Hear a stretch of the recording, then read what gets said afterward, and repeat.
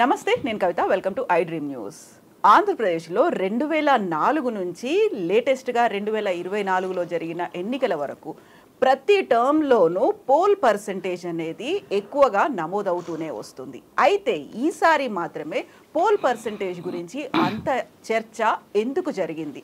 అది దేనికి సంకేతం? నెక్స్ట్ ఎవరు రాబోతున్నారు? ప్రభుత్వ వ్యతిరేక ఓటా లేకుంటే ప్రభుత్వ అనుకూల ఓటా? ఇవన్నిటి గురించి ఎందుకు మాట్లాడుకుంటున్నారు? పెరిగిన పోల్ పర్సంటేజ్ ఎందుకు హై ఇంటెన్సిటీకి కారణంగా మారింది? మనతో పాటుగా ఉన్నారు political analyst CA Nagarjuna Reddy గారు. నాగార్జున రెడ్డి గారు, నమస్కారం అండి. నమస్తే అమ్మా. గత 20 రోజులుగా నర్సరావుపేట నియోజకవర్గం అంటే ప్రత్యేకించి ఫ్రమ్ 29th ఏప్రిల్ దగ్గర నుంచి ఆల్మోస్ట్ 9th 10th మే వరకు కూడా నా ప్రాంతంలోనే ఉన్నాను నేను. నర్సరావుపేట, బినుకొండ, సత్తెనపల్లి, అనుపాలెము, మార్కాపురము, మాచర్ల, ఎర్రగుంట్లపాలెం, మాచర్ల, గురజాల దగ్గర ఉంటుంది, రెండు చింతల, ఇంకా అట్లనే వీటన్నిటితో పాటు ఆ మాచర్ల దగ్గర వచ్చిన కొత్త ప్రాజెక్ట్ ఒకటి ఉంది, వరికపూడి శిల అని. దాని గురించి యాక్చువల్గా గ్రౌండ్ రియాలిటీ ఏంటో చూద్దాము అని వెళ్ళడం జరిగింది. చాలామంది జనాలు ఏమనుకుంటారంటే నాగార్జున రెడ్డి గారు వైసీపీ పేటీఎం సంగతి సంవత్సరం రకరకాలుగా అంటుంటారు. లాంగ్వేజ్ కూడా మాట్లాడుతుంటారు అనుకోండి, వదిలేయండి. అది అంతే కదా, ప్రచారానికే వెళ్ళారు. ఎన్నికల సమయంలోనే అక్కడే తిరుగుతున్నారు. ఈ రోజు వరకు కూడా నాకు వైఎస్ఆర్సీపీ పార్టీలో ప్రాథమిక సభ్యత్వం కూడా లేదు. Point number 1. ఈ 5 సంవత్సరాల్లో నేను జగన్మోహన్ రెడ్డిని ఏనాడూ కలవలేదు. Point number 2. First time Jaganmohan Reddy గారిని మొన్న మార్చిలలో కలిశాను. 6వ తారీఖు మాచర్లలో కలిశాను నేను. పిన్నెల్లి రామకృష్ణారెడ్డి గారి తరఫున ప్రచారానికి వెళ్ళినప్పుడు హెలిప్యాడ్ దగ్గర కలిశాను నేను. 1 minute మాట్లాడారు. నేను గుర్తుపడతారని కూడా అనుకోలేదు. బట్ సమ్హౌ ఈ రికగ్నైజ్డ్ మీ. అంతమందిని గుర్తుపెట్టుకోవడం కూడా కష్టమే. అంటే because of my colour and complexion అయి ఉండొచ్చు, నేను చేసిన వీడియోలు ఆయన చూసుండొచ్చు, గుర్తుపట్టారు. ఏమన్నా ఎండాకాలంలో ఎండలో మీరు కూడా అనేసి అంటే ఏముంది, మీ నాన్నగారంటే అభిమానము, కలిసి వర్క్ చేశాను నేను, బాగానే ఉన్నాయి కదా, ఏదో వద్దామన్న ఉద్దేశంతో వచ్చాను. అందులో ఇది చాలా సెన్సిటివ్ ఏరియా. ఇది ఈ నర్సరావుపేట చాలా సెన్సిటివ్ ఏరియా. అటు పక్కేమో బ్రహ్మారెడ్డి ఉన్నాడు. నిన్న మొన్నటిదాకా అంతా కూడా శాంతియుతంగానే ఉంది, కానీ 1 సంవత్సరం నుంచి మళ్ళీ మొదలుపెట్టారు వీళ్ళు. అందుకని ఈసారి ఏమైనా సరే ప్రచారంలో పాల్గొనాల్సిందే. ఒక 15 రోజులు అన్నాను. మీ నాన్నగారితో పాటు పాదయాత్రలోకి పోదామంటే అప్పుడు ఆయనేమో యాడికి నువ్వు వచ్చేది, తెల్లగా ఉంటావు, మనిషి కాకిలా మాడిపోతా ఉన్నాడు ఆయన.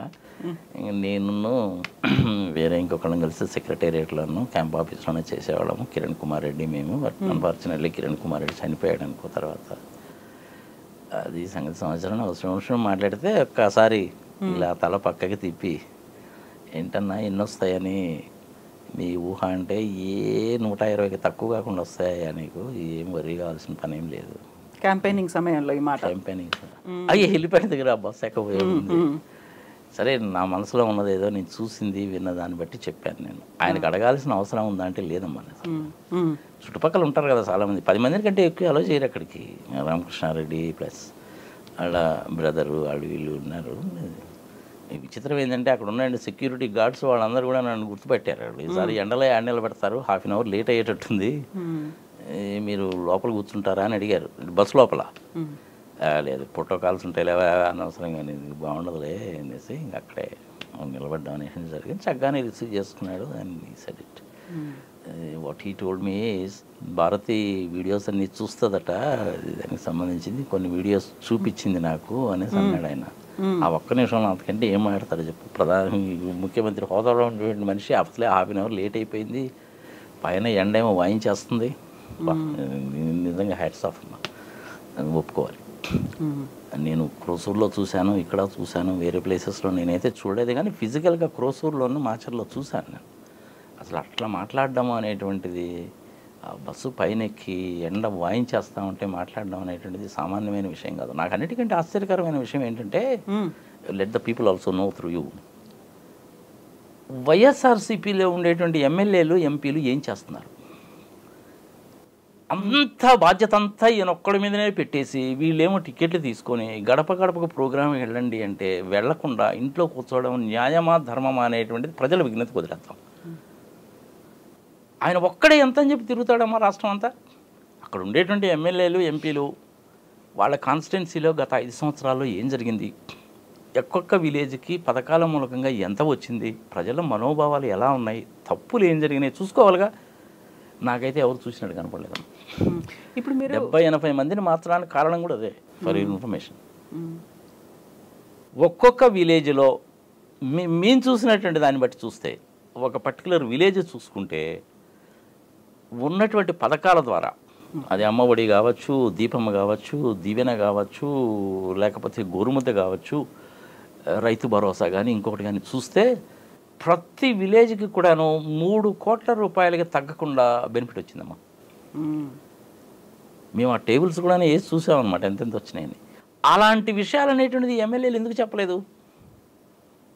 చెప్పాల్సిన బాధ్యత ఎవరిది? మొత్తం ఆ జగన్మోహన్ రెడ్డి మీద పెడితే ఎన్ని చోట్లని తిరుగుతాడు, ఎంతని చేస్తాడు? మొట్టమొదట్లో ఆయన 3 సభలు పెట్టాడమ్మా. ఈ 3 సభల తర్వాత ఇంకా సభలే లేవంట, సభలే లేవంట అని చెప్పి మళ్ళీ పుకారు పుట్టించారు. గోపిల ప్రచారాలు అన్నమాట. ఇంతతోటి సరిపోదాయా, కనీసం 20 సభలు పెడతాడు చూడండి, మాచర్ల నియోజకవర్గంలో కూడా వస్తాడు చూడండి అని చెప్పాను నేను. జరిగిందా లేదా? నాకు వైఎస్ఆర్సీపీ పార్టీలో ప్రాథమిక సభ్యత్వం కూడా లేదు. ఆయన నన్ను పిలిచింది లేదు, శాలువా గప్పింది లేదు, ఆయన నాకు పదవి ఇచ్చింది లేదు. 2019 జాన్యువరిలో కూడాను నేను చేసినప్పుడు, 19 జాన్యువరిలో అమ్మ గుర్తుపెట్టుకోవాలి, ఇది 100 సీట్లకు తగ్గకుండా వైఎస్ఆర్సీపీ పార్టీ వాళ్ళకి వస్తాయి అంటే నన్ను తిట్టకుండా తిట్టారు, నా కారు అద్దాలు పగలగొట్టారు, నానాగోలా చేశారు. మరి ఇప్పుడు పరిస్థితి ఏంటి? అదే పరిస్థితి. నవంబర్ డిసెంబర్ దగ్గర నుంచి నేను చేసిన వీడియోస్ అన్నీ ఒక్కసారి మీరు తీసి చూడండి. ఈసారి కూడా జగన్మోహన్ రెడ్డి గ్యారంటీగా గెలుస్తాడు. ఎటువంటి పరిస్థితుల్లోనూ 120 సీట్లకి తగ్గకుండా వస్తాయని చెప్తున్నాను. ఒకసారి వీడియోలు తీసి చూసుకోండి, అదే కనపడుతుంది. ప్రచారం సమయంలో మీరు ఈ మాట జగన్తో చెప్పారు. ఇప్పటికీ ఎలక్షన్స్ అయిన తర్వాత కూడా మీరు అదే మాట, అదే 120కి స్టిక్ అయి ఉంటారా? డెఫినెట్గా. ఎందుకని? నాకున్న లెవెల్ ఆఫ్ కాన్ఫిడెన్స్ అది. ఆ కంక్లూషన్కి రావడానికి కారణం ఏంటంటే నేను గత 5-6 నెలల దగ్గర నుంచి కూడా రాష్ట్రంలో తిరుగుతూనే ఉన్నాను, ప్రజలతోటి మాట్లాడుతూనే ఉన్నాను, మెయిల్స్ పంపించేవాళ్ళు ఉన్నారు, ఫోన్లు చేసి అడిగేవాళ్ళు ఉన్నారు, రకరకాల మనుషులు ఉంటారు. మొన్న 15-20 రోజుల్లో రాత్రి పూట సాయంత్రం 5 గంటల నుంచి 10 గంటల వరకు ప్రచారానికి ఊళ్ళలోకి వెళితే చాలామంది నన్ను గుర్తుపెట్టి, సార్ మిమ్మల్ని మీ దగ్గర నుంచి మేము చాలా నేర్చుకోవాలి సార్ అని ఇంటి ముందు ఉండే అరుగుల మీద కూర్చోబెట్టి అడగడం మొదలుపెట్టారు మనం. ఎస్పెషల్లీ మహిళలలో ఎంత చైతన్యం ఉంది అంటే చాలా అన్ఎక్స్పెక్టెడ్ థింగ్ అనమాట. ఇంత చైతన్యం ఉందా మహిళల్లోని? అంతకుముందు 4,9,00,000 మంది ఓటర్లు ఉన్నారు అని వాళ్ళు పబ్లిష్ చేసిన డేటాను బట్టి నేను అదే చెప్పాను. కానీ నిన్న ఆయన ఎలక్షన్ కమిషనర్ మళ్ళీ చెప్పాడు కదా, 4,14,00,000 మంది ఓటర్లు అని చెప్పాడు. అది ఎథరెటిక్ ఫిగర్. అది 10 లక్షల మంది మహిళలు ఎక్కువ ఉన్నారు అన్నారు, అది కూడా కరెక్ట్ ఫిగరే. మొన్న పోలైనటువంటి ఓట్లలో కూడా చూస్తే 5 లక్షల మంది మహిళలు ఎక్కువ చేశారు. సో ఈ మహిళలలో చైతన్యము బాగా ఉంది అనేటువంటిది ఇట్ ఈస్ వెరీ క్లియర్. నేను మాచర్లలో, నర్సరావుపేటలో, వినుకొండలో ఎక్కడ చూసినా కానీ మహిళల మటుకు చాలా విస్తృతంగా వచ్చారు. ఎన్ని డౌట్స్ అడిగారో తెలుసమ్మా వాళ్ళు. ల్యాండ్ టైటిలింగ్ యాక్ట్ని గురించి అడిగారు, ఆంధ్రప్రదేశ్కి ఉన్నటువంటి అప్పుల సంగతిని గురించి అడిగారు. సార్ ఆంధ్రప్రదేశ్లో అభివృద్ధి లేదు అంటున్నారు కదా సార్, అసలు అభివృద్ధి అంటే ఏంది సార్, అసలు దేన్ని పట్టుకొని అభివృద్ధి అంటారు సార్, దేన్ని అభివృద్ధి అంటారు సార్ అని అడిగితే నేను వాళ్ళకి వివరంగా చెప్పాల్సి వచ్చింది. మరి వాళ్ళేంది సార్ బటన్ నొక్కు బాబు అంటారు. అమ్మ టెక్నాలజీని ఉపయోగించుకున్నాడు, నొక్కాడు. ఇంతకుముందు మీరు పెన్షన్ తీసుకోవాలంటే ఎన్ని ఇబ్బందులు పడ్డారో మీకు తెలుసు కదా. అవును సార్, ఇంకో 2-3 రోజులు కూడా తిరగాల్సి వచ్చేస్తారు మేము. అక్కడికి వెళ్తే ఆ ఆఫీసులో 2 లక్షలు 3 లక్షలు తెచ్చేవాడు, క్యూలో ఉన్న వాళ్ళలో 10-15 మంది మిగిలిపోయేవాళ్ళు సార్. మళ్ళీ నెక్స్ట్ డే రమ్మనేవాళ్ళు. 4-5 ఆటోలు కట్టించుకొని మళ్ళీ మేము వెళ్లాల్సి వచ్చేది. ఇప్పుడు ఆ పరిస్థితి లేదు కదా సార్. అది వాలంటీర్స్ ఇంటికి తెచ్చిస్తున్నారు కదా సార్, అది బాగానే ఉంది కదా సార్. అది బటన్ నొక్కు బాబు అని పేరు పెడతారు ఏంటి సార్, వాళ్ళు దరిద్రం ఉన్నాడు, బుర్ర తలకాయలో ఉంటుందా మోకాల్లో ఉంటుందా సార్ వాళ్ళకి? ఇది మరీ అన్యాయం అండి. నాగార్జున రెడ్డి గారు మీ గుండె మీద చేసుకొని మీరు చెప్పండి సార్ అని చెప్పి నన్ను అడుగుతున్నారు వాళ్ళు. నేను ఒక పథకం పేరు చెప్తే మిగిలిన పథకాల పేర్లు అన్నీ వాళ్ళే చెప్తున్నారమ్మా. ఈ పథకం కింద ఇంత వచ్చింది, ఇదిగో మా పిల్లోడికి 15,000 రూపాయలు వచ్చాయి, మాకు రైతు భరోసా కింద వచ్చింది, మా ధాన్యం కూడా తీసుకెళ్ళి కొన్నారు, మాకు డెత్ సర్టిఫికేట్ కావాలంటే వాలంటీరే తెచ్చిచ్చాడు, కుల ధృవీకరణ పత్రం కావాలంటే వాలంటీర్ తెచ్చిచ్చాడు. మా ఇంట్లో వాళ్ళు చనిపోయారండి అంటే మాకు పత్రం బాబు ఉంటే వాళ్ళే తెచ్చిచ్చారు. అదే మట్టి డబ్బులు ఏ వస్తాయంట. ఇట్లాంటివన్నీ మాకే వస్తాయండి. మా ఆధార్ కార్డులో కూడా చేంజెస్ కావాలంటే కూడాను వాళ్ళే చేసి పెట్టారండి. ఇట్లా వాళ్ళే చెప్పడం మొదలు. మహిళల్లో మటుకు ట్రెమెండస్ అమ్మ. ఇదంతా చూసిన తర్వాత నాకు ఏమనిపించింది అంటేనమ్మా, ఈ మహిళలలో ఇంత చైతన్యం రావడం అనేటువంటిది రాష్ట్రానికి మంచిది, దేశానికి కూడా మంచిదే. ఇంత చేటు సాటిస్ఫై అయ్యారు కాబట్టి ఇప్పుడు మనం టోటల్గా ఉండేటువంటి దాన్ని కనుక డివైడ్ చేసుకుంటే ఎంటైర్ థింగ్ని, స్టేట్ని గ్రామీణ ప్రాంతాలు ఎలా ఉన్నాయి, పట్టణ ప్రాంతాలు ఎలా ఉన్నాయి, నగరాలు అనేటువంటిది మనకు ఆంధ్రప్రదేశ్లో వైజాగ్ ఒకటే. పట్టణ ప్రాంతాలు అంటే గుంటూరు, విజయవాడ, రాజమండ్రి, కాకినాడ ఇట్లాంటివన్నీ కూడా పట్టణాల కింద లెక్కేసుకోవచ్చు. ఇప్పుడు సత్తెనపల్లి, మాచర్ల, దెన్ ఇదిగో అమలాపురము, అనకాపల్లి, దెన్ రంపచోడవరము, పార్వతీపురము, ఆమదాల వలస ఇట్లాంటివన్నీ అటుపక్క నుంచి ఇటుపక్క కనుక తీసుకున్నట్లయితే ఇవన్నీ కూడా మున్సిపాలిటీస్. అంటే దాన్ని మనం గ్రామం అనలేము, పట్టణము అనలేము. ఇది బ్రాడ్ క్లాసిఫికేషన్ అనమాట. సరే, అందులో మళ్ళీ గ్రామ పంచాయతీల్లో కూడాను మేజర్ గ్రామ పంచాయతీలని, మైనర్ గ్రామ పంచాయతీలని రకరకాలుగా ఉంటాయి. వదిలేద్దాం మనం దాన్ని. ఓవరాల్గా చూస్తే ప్రజలలో మటుకు చాలా చైతన్యం ఉందమ్మా. ఓటు వేయాల్సిందే అని ఖచ్చితంగా వచ్చి ఓటు వేసినటువంటి మాట మటుకు వాస్తవమే. ఒకసారి మీరు స్టాటిస్టికల్ డేటా తీసుకోండి. 2004 నుంచి 2024 వరకు 2004లో ఆంధ్రప్రదేశ్ కలిసి ఉన్నప్పుడు 70% పోలింగ్ జరిగిందమ్మా. రాజశేఖర రెడ్డి గారు ముఖ్యమంత్రి అయ్యారు. చంద్రబాబు నాయుడు గారు అనుకున్నారు అప్పుడు, నా మీద దాడి జరిగింది కాబట్టి డెఫినెట్గా నాకే ఓట్లు వేస్తారని ఎలక్షన్స్ కూడా ప్రీపోన్ చేశాడు. ఆయన ముందుకు జరిపాడు కదా. అయినా కానీ రాజశేఖర రెడ్డి గారు గెలిచాడు. అయిపోయింది. 2009కి వచ్చేసరికి చిరంజీవి గారు రంగప్రవేశం చేశారు. 70 లక్షల ఓట్లు చిరంజీవికి పడ్డాయి. 18 ఎమ్మెల్యే సీట్లు వచ్చాయి. పవన్ కళ్యాణ్ అయితే చాలా దారుణంగా మాట్లాడాడు. హైదరాబాద్లో, సికింద్రాబాద్లో డెక్కన్ క్రానికల్ దగ్గర చేసిన గోల అంతా ఇంత కాదు కదా. పంచలోడ తీసి కొడతాను, నీ చేత నేను మూత్రము పోయిస్తాను, బంగాళాఖాతంలో కలిపేస్తాను, బాంచెత్తేంటి నీ సంగతి అని నానా రంకెలు వేశాడు. అయినా కానీ రాజశేఖర రెడ్డి గారే గెలిచాడు. గెలిచినప్పుడు ఏమన్నాడు ఆయన? 73% అమ్మ. అప్పుడు మనకి ప్రజలు పాస్ మార్కులు మాత్రమే వేశారనేటువంటి ఒకే ఒక మాట చెప్పి వదిలేశాడు. అఫ్కోర్స్ తర్వాత ఒక 6 నెలల్లో ఆయన చనిపోయాడు అనుకో. ఆయన కనుక బతికున్నట్టయితే అసలు ఆంధ్రప్రదేశ్ డివిజన్ అనేది ఉండేది కాదు. That is a different thing. తర్వాత 2014లో ఓటింగ్ శాతం అనేటువంటిది నాకు గుర్తున్నంత వరకు ఐ థింక్ 75%, 76% జరిగినట్టుంది. దాని తర్వాత 2019కి వచ్చేసరికి అది ఇంచుమించుగా 79.88% అమ్మ. అంటే లేటెస్ట్ ఫిగర్ కాబట్టి అది అప్రాక్సిమేట్ థింగ్ గుర్తుంటుంది. మరి 2024లో మొన్న ఎలక్షన్ కమిషన్ గారు అనౌన్స్ చేసిన దాన్ని బట్టి చూస్తే 81.86%, అప్రాక్సిమేట్లీ 3,33,46,000 చిల్లర. అందులో ఒక 5 లక్షల మంది లేడీస్ ఎక్కువ.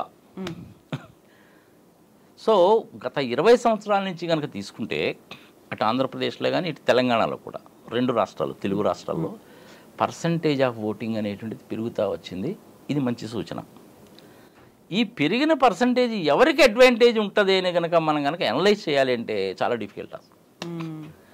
జనరల్గా ఏం చెప్తారంటే పోలింగ్ పర్సంటేజ్ పెరిగిందంటే అధికారంలో ఉండే వాళ్ళకి అడ్వాంటేజ్ అంటారు. అది అవునా కాదా అనేసి అంటే ఒకసారి కరెక్ట్ అవుతుంది, ఒకసారి తప్పు అవుతుంది. ఇప్పుడు 2004లోనేమో 70%, 2009కి వచ్చేసరికేమో 73%. అంటే 3% పెరిగిందిగా. 3% పెరిగినప్పుడు కూడాను రాజశేఖర రెడ్డి గారే సీఎం,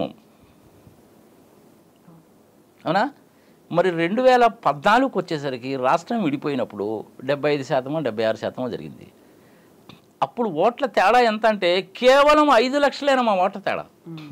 1% తోటి జగన్మోహన్ రెడ్డికి ఏమో 67 వచ్చినాయి, ఆయనకేమో 88 వచ్చినాయి. అన్ని సీట్లు వచ్చినప్పటికీ ఏమో ఏది ఎట్టబోయి ఎట్టుంటుందో అని చెప్పి రాజ్యాంగాన్ని తొంగలో తొక్కేసి అడ్డగోలుగా చెత్తబుట్టలో వేసేసి 23 తీసుకున్నాడా లేదా ప్రజలకు తెలిసిందేగా. ఇది న్యాయమా ధర్మమా ప్రజల విజ్ఞతకు వదిలేద్దాం, చట్ట ప్రకారం తప్పు.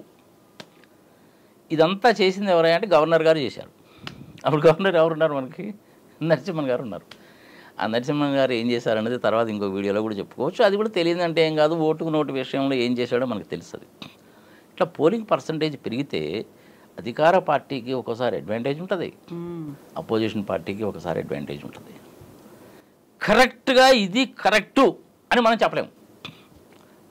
రాష్ట్ర వ్యాప్తంగా తీసుకున్నా దేశవ్యాప్తంగా తీసుకున్నా మనం చెప్పడం అనేటువంటిది కష్టం. కానీ ప్రజలలో చాలా చైతన్యం వచ్చింది, కసిగా ఓటు వేశారు. మహిళలు ఇంకా స్పెసిఫిక్గా వేశారు.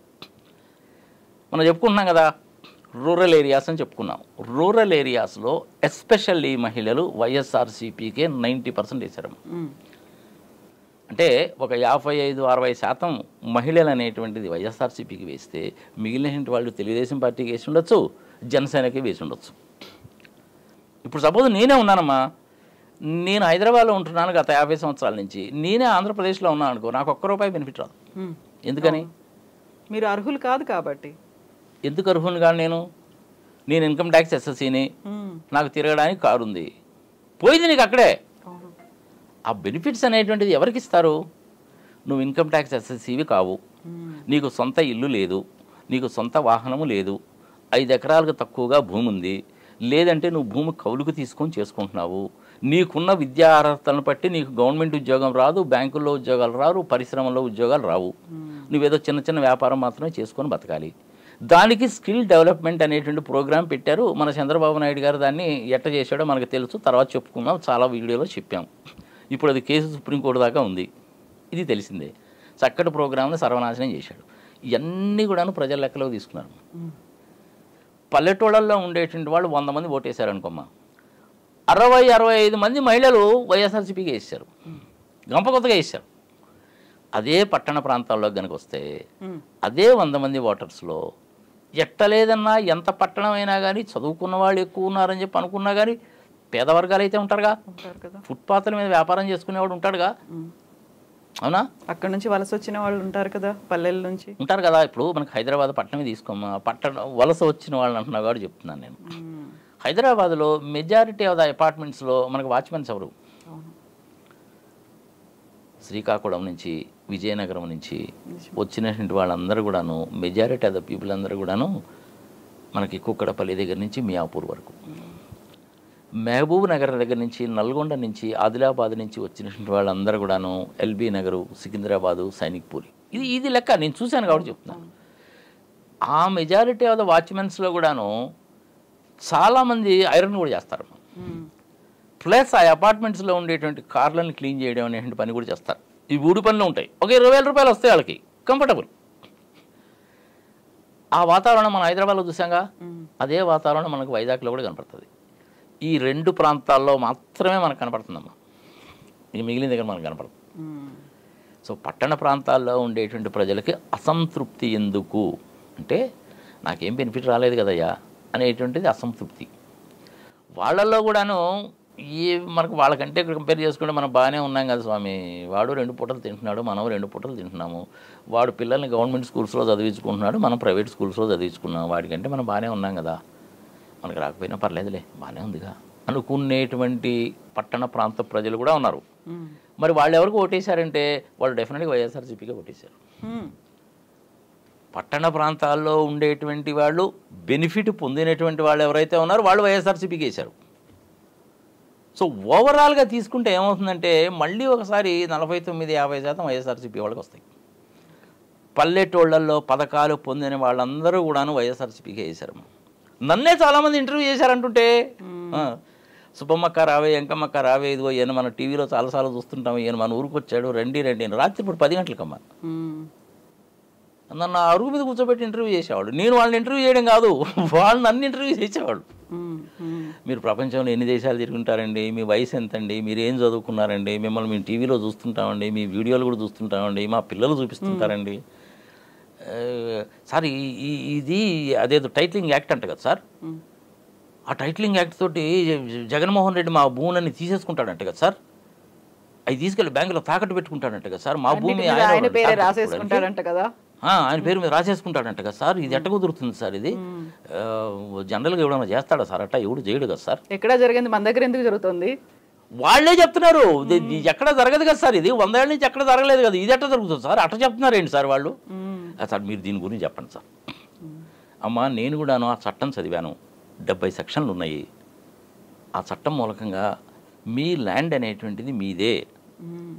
ఏదైనా ఒక 4 అడుగులు 5 అడుగులు అటు ఇటు గెనాల దగ్గర ఏదైనా తగాదులు వచ్చినా, తూర్పు దక్షిణము పడమర ఉత్తర ఎక్కడైనా తగాదులు వచ్చినా కరెక్ట్గా ఫిక్స్ చేస్తారు.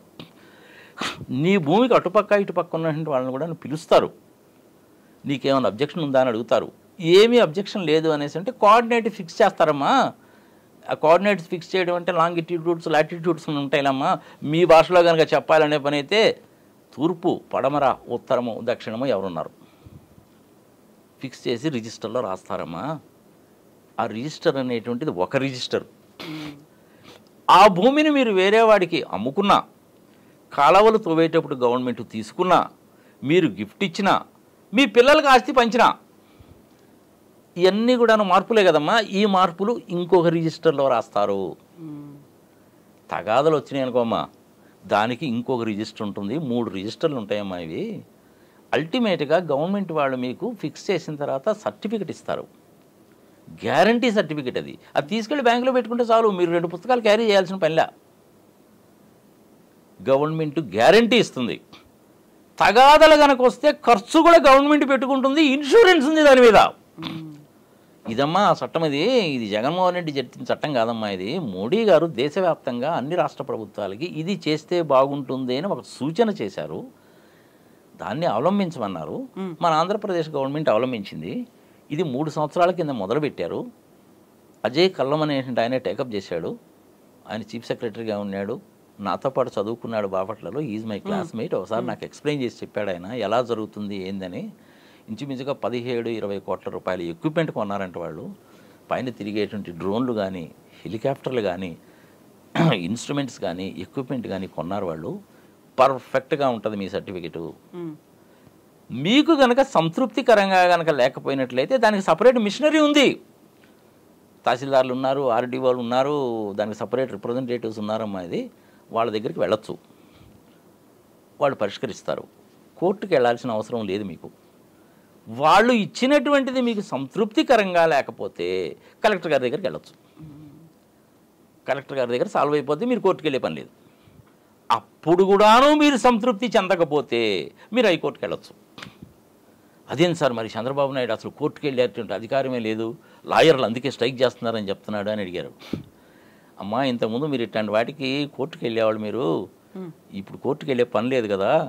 ఆ లాయర్లకి వ్యాపారం తగ్గిపోతుందన్న ఉద్దేశంతో వాళ్ళు 3-4 నెలల నుంచి స్ట్రైక్ చేస్తున్నారమ్మా. ఇది న్యాయం ధర్మం మీరు ఆలోచించుకోండి అంటే, వామ్మో ఇట్టనా అండి, మాకు తెలియదండి సంగతి, వామ్మో ఇన్నున్నాయా అండి. నేను వాళ్ళకి క్లియర్గా ఎక్స్ప్లెయిన్ చేశానమ్మా. వాళ్ళకి చాలామంది సంతృప్తి చెందారు. కానీ వీళ్ళు చేసింది తప్పుడు ప్రచారం కాదు, ప్రజలకు అర్థమైందిగా.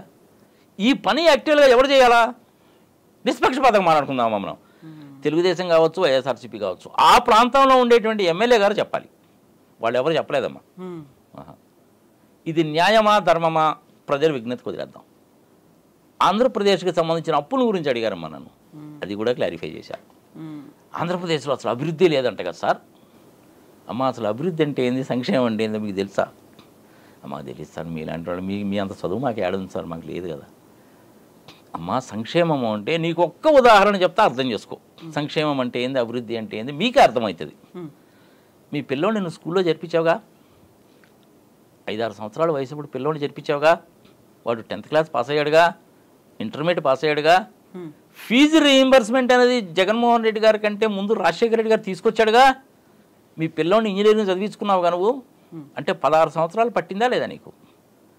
ఈ 16 సంవత్సరాల పాటు ప్రభుత్వము నీ పిల్లవాడిని చదివించడానికి కోసం ఖర్చు పెట్టినటువంటి ప్రతి ఒక్క రూపాయి కూడాను సంక్షేమం అంటావా అభివృద్ధి అంటావమ్మా? నువ్వే చెప్పు. అంటే మా పిల్లోడు అభివృద్ధి కోసమే కదా సార్ అది చేసింది. మరి అదమ్మా అభివృద్ధి అంటే, అభివృద్ధి లేదు అభివృద్ధి లేదు అంటావేంది? ఇప్పుడు నీ నోటితోటి నువ్వే చెప్తున్నావు కదా ఇదంతా అభివృద్ధి అని. అభివృద్ధి అంటే ఇదమ్మా, తినడానికి తిండి లేనటువంటి వాడికి బయటికి వెళ్ళి 10 రూపాయలు సంపాదించుకునేటువంటి అవకాశం లేనటువంటి వాడికి, అసమర్థంగా ఉండేటువంటి వాడికి, వాడు కాళ్ళు లేకపోవచ్చు, చేతులు లేకపోవచ్చు, మాట లేకపోవచ్చు, అలాంటి వాళ్ళకి బియ్యం ఇచ్చిన, పెన్షన్ ఇచ్చిన, అది సంక్షేమం. అది ఇంక వాడు ఏ పని చేయలేడు. అంతకుముందు ఆటో నడుపుకుంటున్నాడు, కంఫర్టబుల్గానే బతుకుతున్నాడు, యాక్సిడెంట్ జరిగింది, కాలు చేయి పోయింది, ఇంక వాడు ఆటో నడపలేడు కదమ్మా. మరి అట్లాంటప్పుడు ఏం చేయాలి వాడు? వేరే పని ఏది చేసుకోలేడు కదా. అలాంటి వాడికి ఇచ్చేటువంటిది సంక్షేమం. వాడికి 1 సెంటు భూమి ఇచ్చి ఇల్లు కట్టి పెట్టచ్చు, సంక్షేమం. వాడికి ఒక 20 కేజీలు బియ్యం ఇవ్వచ్చు, సంక్షేమం. వాడి పిల్లలకు చదువు ఎనీహో వస్తుంది, అది సంక్షేమం కాదు. విద్యావంతమైన జాతిని, ఆరోగ్యవంతమైనటువంటి జాతిని తయారు చేయడానికి ప్రభుత్వం ఖర్చు పెట్టేటువంటి ప్రతి రూపాయి కూడాను అభివృద్ధియే. ఇప్పుడు అర్థమైందమ్మా మీకు క్లియర్గా? నిజమే సార్, నిజమే సార్, నిజమే సార్. ఇంతకుముందు మా పిల్లల్ని మేము ఈ ప్రైవేట్ స్కూల్స్లో 20,000, 30,000, 15,000 ఫీజు కట్టి చదివించేవాళ్ళం సార్. ఇప్పుడు అవసరం లేకుండా పోయింది సార్. ఇంగ్లీష్లో, తెలుగులో 2 ఉన్నాయి సార్. మా పిల్లలు స్కూల్ కూడా పోయి చూసొచ్చాం సార్. మేము మంచి బల్లలు ఉన్నాయి సార్, భోజనం పెడుతున్నారు సార్. అదేదో డిజిటల్ బోర్డు అంటే సార్, చేయి పెట్టి కనుక అంటే పోద్దంట సార్, అది మా పిల్లలు కూడా చూపిస్తున్నారు సార్. మహిళలమ్మ అంత చైతన్యం వచ్చిందన్నమాట. వాడు ఇలా విధంగా సంతృప్తి చెందినటువంటి మహిళలు ఎవరికి ఓటేస్తారనేది ప్రజల విజ్ఞతకి వదిలేస్తామా. నేను అడిగారమ్మా చాలామంది, వాళ్ళకి ఎన్ని డౌట్స్ అంటే అన్ని డౌట్స్ అనమాట. ఏమంటే 10 లక్షల కోట్లు అప్పు అయిపోయిందంట కదా సార్, ఆంధ్రప్రదేశ్కి 10 లక్షల కోట్లు అప్పు అయిపోయిందంట కదా సార్, అదేదో దేశంలాగా అయిపోద్దంట, ఇదేదో దేశంలాగా అయిపోద్దంటే, అమ్మ 10 లక్షల కోట్లు అప్పు కాలేదు, 4,42,440 కోట్లు అప్పు. ఇది నేను చెప్తున్న మాట కాదు, నా మాట నమ్మద్దు. పార్లమెంటులో ఒక తెలుగుదేశం ఎంపీ అడిగినటువంటి ప్రశ్నకి మినిస్టర్ గారు ఇచ్చినండి సమాధానం. దాన్ని మనం 100% నమ్మాలి సార్. నమ్మకపోతే ఏమైంది సార్? నమ్మకపోతే ఏమైంది అంటమ్మా, నాలాంటి వాడు కనుక కేసు కనుక పెట్టాడంటూ తీసుకెళ్ళి బొక్కలో దోస్తారమ్మా వాడిని. మంత్రి పదవిలో ఉన్నటువంటి వాడు ఎప్పుడు కూడా అలా అబద్ధం చెప్పకూడదు. అబద్ధం కనుక చెప్పినట్టయితే మంత్రి పదవి పోతుంది, 6 సంవత్సరాలు జైల్లో పెడతారమ్మా, ఎలక్షన్లో కూడా పార్టిసిపేట్ చేయడానికి వీల్లేదని దానికి ఒక వేరే చట్టం ఉంది. అవునా సార్? అటనా సార్? మరి వాళ్ళేంది సార్ 10 లక్షల కోట్లు అంటారండి? కాదులేమ్మా. అలాంటి ప్రశ్నలు కొన్ని వందలు కురిపించారమ్మా. నేనే చెప్పానమ్మా, వాళ్ళే చెప్పారు సార్ 3 గ్యాస్ సిలిండర్లు ఫ్రీ ఇస్తున్నాడంట సార్ చంద్రబాబు నాయుడు మాకు. 3 గ్యాస్ సిలిండర్లు సార్ అండి. 3 గ్యాస్ సిలిండర్లు అంటే ఇప్పుడు నువ్వు సిలిండర్కి ఎంత పెడుతున్నావు మనం అంటే, 800, 810 ఉంటాయి సార్, తీసుకొచ్చినందుకు 10 రూపాయలు ఇస్తాం సార్ మేము, లేకపోతే లేదు, 800 వేసుకోవచ్చు సార్ అని. మరి 3 సిలిండర్లు అంటే 2,400 అవుతుందా కాదమ్మా? అవుతుందమ్మా. ఎంతమంది ఉన్నారో తెలుసమ్మా ఆంధ్రప్రదేశ్లో అట్లా? మాకెట్ట తెలుస్తుంది సార్, మీరంటే చదువుకున్న వాళ్ళు పెద్దవాళ్ళు, మీకు తెలుస్తుంది కానీ మాకేం తెలుస్తుంది సార్. 1,42,00,000 మంది ఉన్నారమ్మా. 1,42,00,000 మందికి సంవత్సరానికి 3 సిలిండర్లు ఖరీదు 2,400 ఇస్తే అప్రాక్సిమేట్లీ 36,000 కోట్లు అవుతామా ఒక్క పథకమే. 1,60,00,000 మంది హౌస్ హోల్డ్స్ ఉన్నారమ్మా, గృహాలు ఉన్నాయి ఇంట్లో. ఒక్కొక్క కుటుంబంలో 4 మనుషులు ఉన్నారంటే 1,60,00,000 మల్టిప్లైడ్ విత్ 4 వేసుకున్నా కానీ నీకు అక్కడే ఇంచుమించుగా 5 కోట్ల జనాభా వచ్చేస్తుందిగా. టాలీ అయిపోయిందిగా నీకు? అవును సార్, కరెక్టే సార్, మీరు చెప్పింది కరెక్టే సార్. వాళ్ళల్లో ఇంచుమించుగా 60 లక్షల మంది రైతులు ఉన్నారమ్మా. ఒక్కొక్క రైతుకి 20,000 రూపాయలు ఇస్తాననేసి అన్నాడు ఆయన. ఒకసారి లెక్కేసుకోండి ఎంత అవుద్దో. అంటే మీరే చెప్పండి సార్ అంటే క్యాలిక్యులేటర్ మీద లెక్కేసి నేనే చెప్పి, చంద్రబాబు నాయుడు గారు ఆయన మేనిఫెస్టోలో ఇచ్చిన పథకాలన్నీ కనుక నెరవేర్చాలంటే ఇదిగోమ్మా 10,50,000 కోట్లు అవుతుందమ్మా. మీ ముందే లెక్క చేశాగా నేను. అవును సార్. లేదు సార్, మీరు ఏదో పొరపాటు పడుతున్నట్టున్నాడు, 10 లక్షల కోట్లు అప్పుని వాళ్ళు అంటున్నారండి, ఆ ఫిగర్ తీసుకొచ్చి మీరు ఇక్కడ చెప్తున్నారండి అంటే నేను చెప్పేదేమో క్యాలిక్యులేటర్ మీరు చేసి చూపిస్తారు కదా, చూసుకోండి మీరు. ఎదురుగా లెక్కలు కనిపిస్తున్నాయి. కరెక్టేనండి అంటే మీరు చెప్తే కరెక్ట్గానే ఉంటుందిలేండి సార్, ఇంత చేసి చూసి చూపిస్తున్నారుగా అని వాళ్ళు పిల్లల్ని కొంతమందిని పిలిచి అడిగేవాడమ్మా. వాళ్ళు అరే 65 లక్షలు 20,000 రూపాయలు పెట్టి మల్టీ చేస్తే ఎంత అవుతుందో నువ్వు చెప్పిరా అంటే ఆ పిల్లలు చెప్పేవాడు అనమాట. ఆ 8వ తరగతి 9వ తరగతి పిల్లలు చెప్పేవాడు అనమాట. వాళ్ళు ఎంత ఉత్సాహంగా ఉన్నారంటే ఎప్పుడైతే ఇదంతా పోయిందో అర్జెంటుగా ఇంటికి వెళ్ళి వాళ్ళ దగ్గర ట్యాబులు పట్టుకొచ్చారమ్మా వాళ్ళు. ఆ ట్యాబులు పట్టుకొచ్చి చెప్పేవాడు. ప్రజలలో అంత చైతన్యం ఉందమ్మా. ఎప్పుడైతే ఆడవాళ్లలో చైతన్యం వస్తుందో వాళ్ళ మూలకంగా పిల్లల్లో చైతన్యం వస్తుంది. ఆ పిల్లలు పెరిగి పెద్ద అయితే యువతలో చైతన్యం వస్తుంది. ఇది దేశానికి మంచిది. స్త్రీ శక్తి. నమ్మనదాకా ఏం చేసామంటే మనము అదే మన కోడెల శివప్రసాద్ కనుక చెప్పినట్టుగా ఇది కారు షెడ్లో ఉండాలి, ఆడవాళ్ళు ఒంటింట్లో ఉండాలన్నట్టు ఈ రోజులు పోయినాయి. ఆడవాళ్లలో చైతన్యము అనేటువంటిది చక్కగా పరిపాలించేటువంటి వ్యక్తికి ఎప్పుడు కూడా అనుకూలంగానే ఉంటుంది. జగన్మోహన్ రెడ్డిని వ్యతిరేకంగా మాట్లాడిన వాళ్ళైతే నాకు ఎక్కడ కనపడలేదమ్మా. డౌట్స్ అడిగారే కానీ ఎక్కడ వ్యతిరేకంగా మాట్లాడాల. చాలా డౌట్స్ అడిగారమ్మా నన్ను, చాలా విషయాలు అడిగారు. సార్ తెలంగాణలో ఆడవాళ్ళకి బస్సులో ఫ్రీ ఇస్తారంట కదా సార్, మన ఆంధ్రప్రదేశ్లో ఇస్తారా సార్? అమ్మ దాని మూలంగా కొంపలు అంటుకుపోతాయమ్మా. ఇప్పుడు ఇచ్చిన పథకాల మూలకంగానే ఆ 10 లక్షలు అప్పు అయిపోయిందని చెప్పి వాళ్ళు అంటున్నారు, మీరు అడుగుతున్నారు, నేను క్లారిఫై చేశాను కదా. ఇంకా ఎన్ని ఇస్తారమ్మా? ఇచ్చినటువంటి చాలు. జగన్మోహన్ రెడ్డి ప్రధానమైనటువంటి ఉద్దేశం ఏంటంటే పిల్లలకి చక్కటి చదువు ఇవ్వాలి, కుటుంబము ఆరోగ్యంగా ఉండాలి. 54,000 మందిని రిక్రూట్ చేసుకున్నారమ్మా. కరోనా పీరియడ్లో ఏం జరిగిందో మీకు తెలుసు కదా. తెలుసు సార్, నిజమే సార్. ప్రైవేట్ హాస్పిటల్స్కి వెళ్తే మా వాళ్ళు కూడాను 4 లక్షలు 5 లక్షలు బిల్లు చేశారు సార్. నేను ఒకటి చెప్తే వాళ్ళు 4 చెప్పడం మొదలుపెట్టారమ్మా. ఎంత చైతన్యం ఉందో చూడండి. వాళ్ళ ఓన్ పర్సనల్ ఎక్స్పీరియన్స్. పల్లెటూళ్ళల్లో మటుకు ప్రత్యేకించి ఆడవాళ్ళు గంప గొత్తగా వైఎస్ఆర్సీపీకి వేసేసారమ్మా. సందేహం లేదు. వేయడానికి వాళ్ళు మెంటల్గా ప్రిపేర్ అయిపోయారు. ఎంత ఎలక్షన్కి ముందు నేను చూసిన వ్యవహారం. టీచర్స్ని వాళ్ళని కూడా కొంతమందిని అడిగాను నేను. ఏదో ఐబ్రోస్ ఏమన్నారండి, అది పెట్టమన్నారండి, ఇది పెట్టమన్నారండి. అంటే ఏమండి మీరు ప్రభుత్వం టీచర్సు అనేటువంటి వాళ్ళు మీరు విద్యావంతమైన జాతి తయారు చేయడం మీ బాధ్యత. 50,000 60,000 70,000 జీతం వస్తుంది కదా మీకు. మ్యాక్సిమం మీరు స్కూల్లో చెప్పేటువంటిది 4 గంటలే కదా, 4-5 పీరియడ్ల కంటే ఎక్కువ ఉండదు కదా. మధ్యలో మీకు సెలవులు కూడా ఉన్నాయి కదా, ఎండాకాలం సెలవులు ఉంటాయి, సంక్రాంతి సెలవులు ఉంటాయి. ఈ సెలవులు ప్రభుత్వ ఉద్యోగస్తులకు ఎవరికి లేవు కదా, పెన్షన్ కూడా వస్తుంది కదా. మీరు పిల్లలకి పాఠాలు కనుక చెప్తే మంచి జాతి తయారవుద్ది, పిల్లలు మిమ్మల్ని గుర్తుంచుకుంటారు. ఇప్పుడు నా గురువు గారే ఉన్నారమ్మా. నేను 1వ తరగతి నుంచి 7వ తరగతి వరకు కూడా ముత్తుకూరు గ్రామంలో చదువుకున్నాను.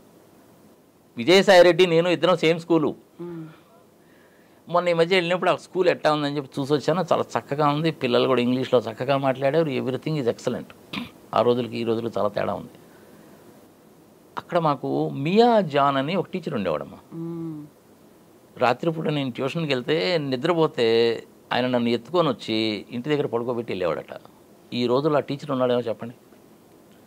ఆంజనేయులు గారు అని ఒక టీచర్ ఉండేవాడమ్మా అక్కడే ముత్తుకూరులోనే. ఆయన ఏంటంటే హై స్కూల్ వాళ్ళకి చెప్పేవాడు. అప్పుడు ఎస్ఎస్ఎల్సీ ఉండేది. ఎస్ఎస్ఎల్సీ తర్వాత 1 ఇయర్ పీయూసీ అనమాట. ఎస్ఎస్ఎల్సీ ఉండేది. ఆయన ఏం చేసేవాడంటే ఎస్ఎస్ఎల్సీ ఎగ్జామ్స్ వస్తే తెల్లవారుజాము 4 ఇంటి దగ్గర నుంచి బయలుదేరి అందరినీ లేపేవాడమ్మా.